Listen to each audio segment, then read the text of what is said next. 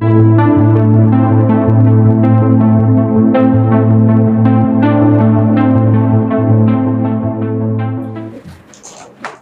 and welcome to another weekly observation of our national politics. As always, we're looking at the big stories for the week.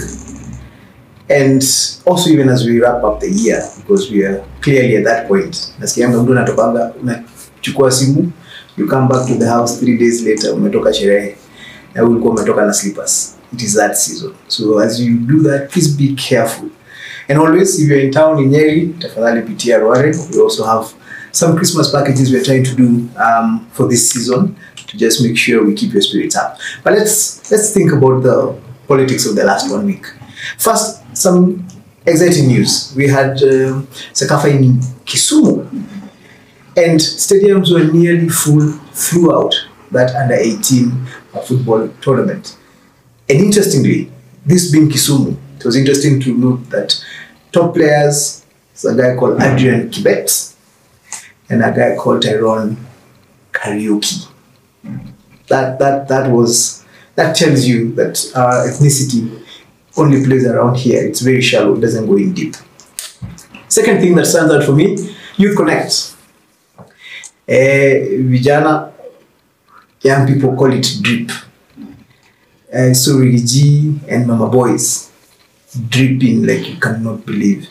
And then of course President Ruto had a very nice moment explaining to the young people who are there what the whole idea of the digital economy is all about.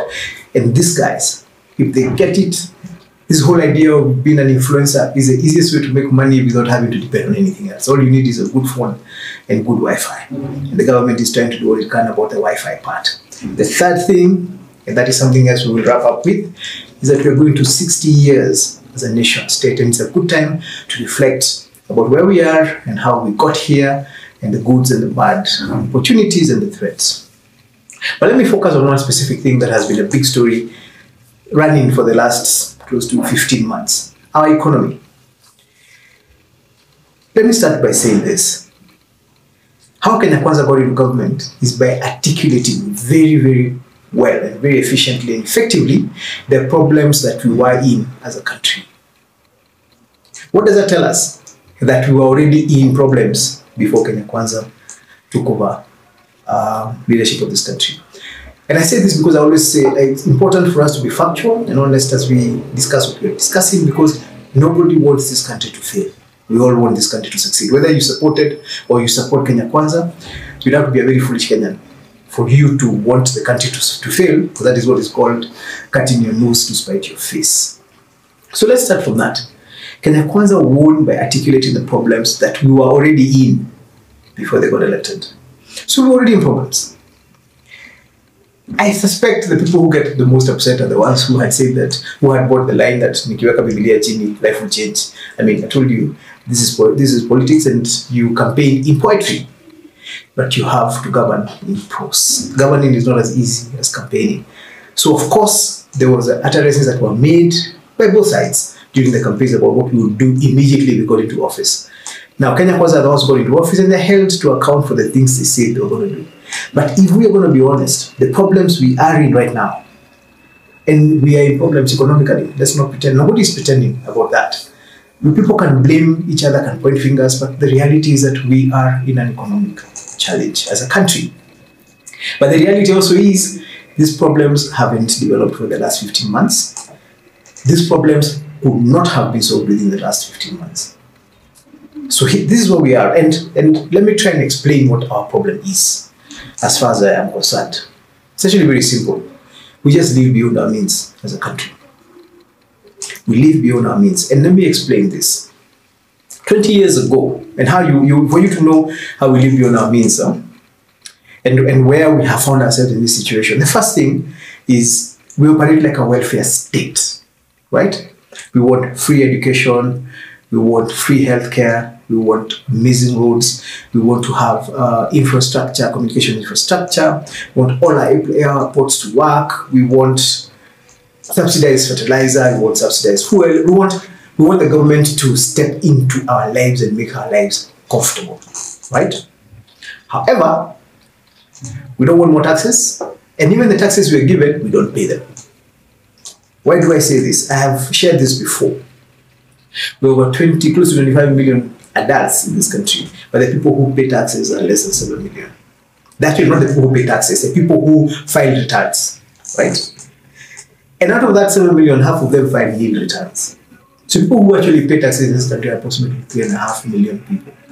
Out of 25 million, out of 50 million. First thing. And governments don't mint their own money.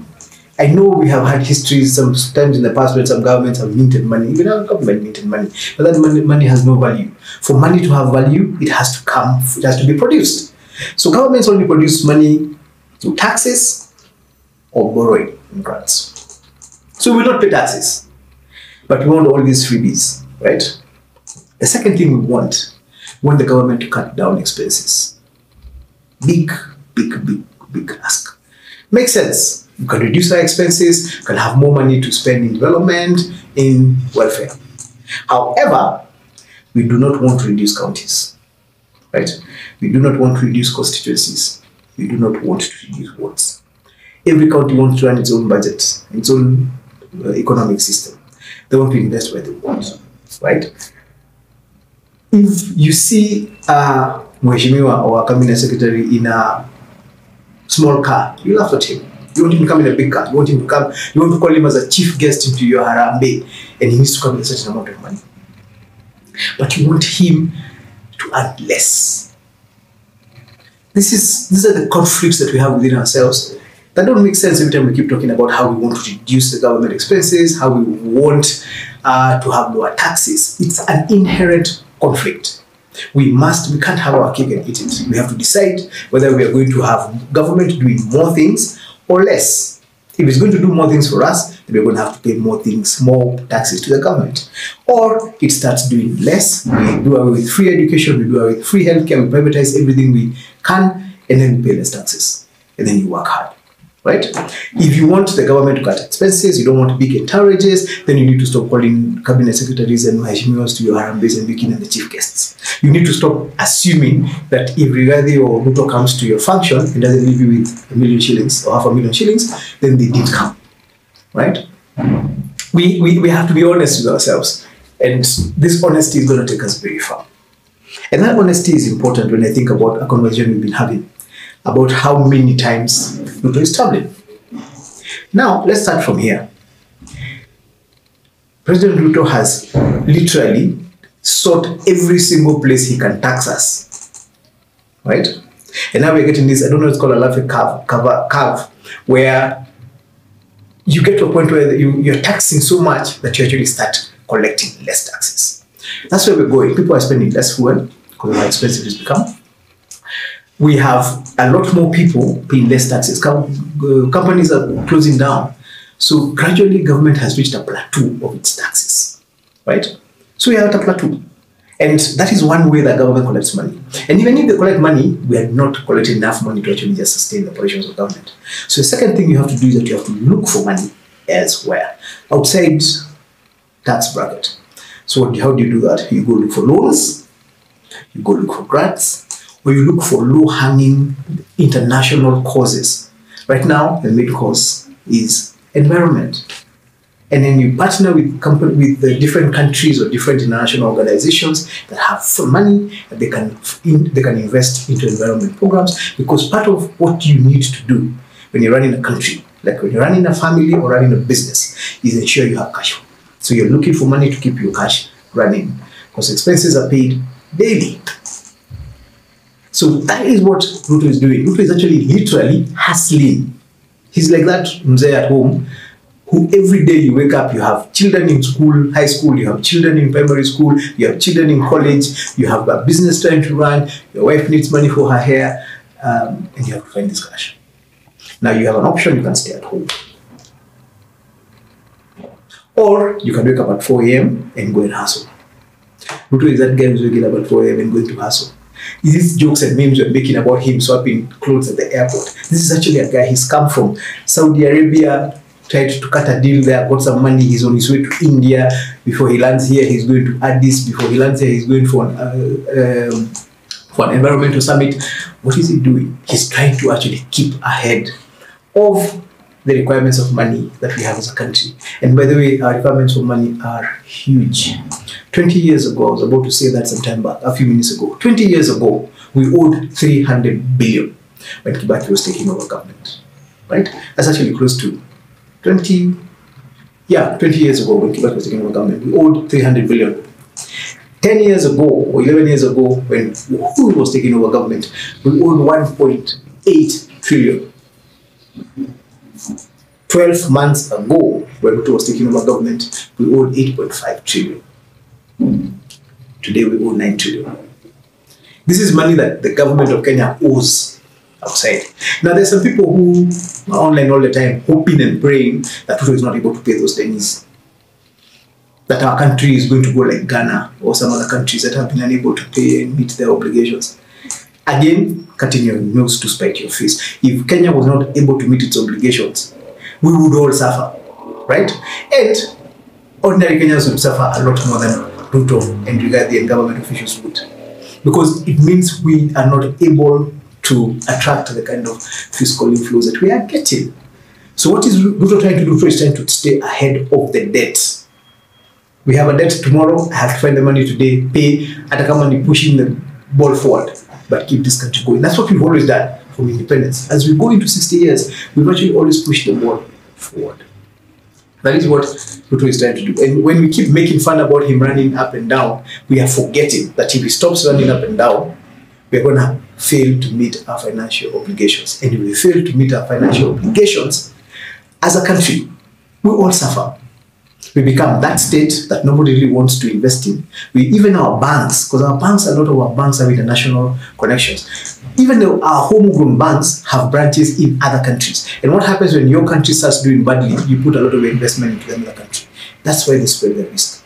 So all of us need to go out and hustle. As far as I'm concerned, I want Ruto to continue hustling.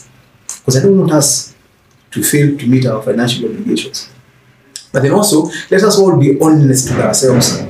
If we want to be able to sustain the lifestyle we're living, we're going to have to pay more taxes. We're going to have to allow Ruto to go and look for more money, borrow more, get more grants. Or we sit down, we behind the tent, and we agree what we are cutting off. How many MPs, how many constituencies we want to disband, how many counties we need set aside. That's the only way we're going to do this. So as we think about our economy and the cost of our economy this Christmas, as you do your nyama choma and your mbuzi and you do your sherehe, that economy, by the way, we're talking about nationally, is also hitting you at home.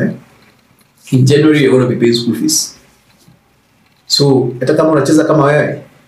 January inakuja. Let's be careful. Let's think about our country. I want to finish by... We have a public holiday on Tuesday, this coming week, and government has opened up all our parks for free entry to Kenya citizens. It's a brilliant idea, and I hope everybody's going to use it. I saw the press statement from CS Mutua. He said Kenya is trying to get Kenyans to enjoy those things that God has given us for free. So go out there and have fun, go see the animals, enjoy yourself, take your family out. But be careful. January is coming. God bless you. God bless Kenya.